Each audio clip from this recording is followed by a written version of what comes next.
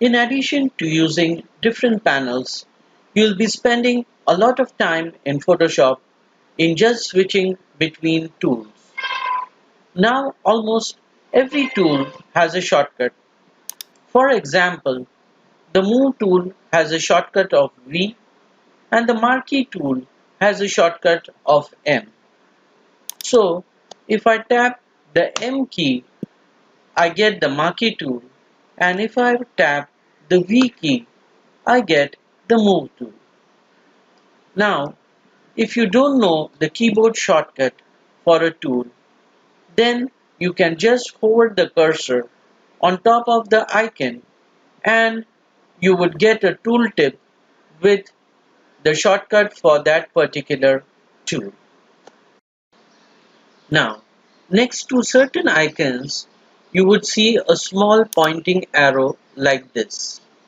And if you click on that pointing arrow, it would show you further hidden options for that tool. So take for example, I click on the small tiny arrow for the lasso tool. It will show me the other options which are hidden in the lasso tool. Now, what if I want to select the second option from the lasso tool?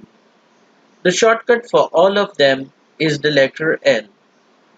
So let's assume that I am on the marquee tool and I press the letter L. By default, Photoshop selects the first option in that list. If I want to cycle between the other options for that particular tool, then I would press Shift and the shortcut for that tool, that is in our case the letter L. And now you can see that it would cycle between the other tools available. Now we will see how to edit a toolbar. There are two ways of editing the toolbar. The first is clicking on the edit in the menu and selecting toolbar.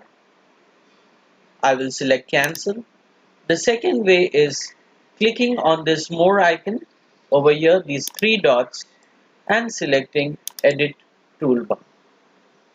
Once you are over here, the options which you don't want, you can remove them or put them into the extra tool category.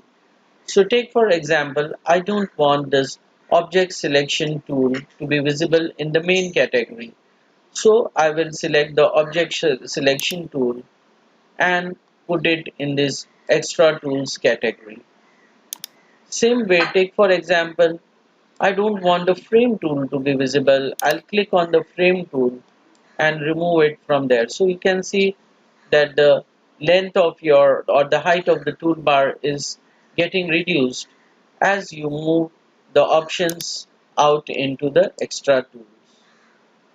Now, after you click on done, you will see the options have got reduced.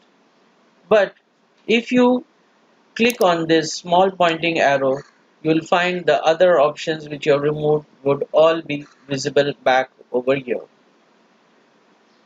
Now if you want to be restored back to the original format or the default format, click on the edit toolbar and select restore defaults.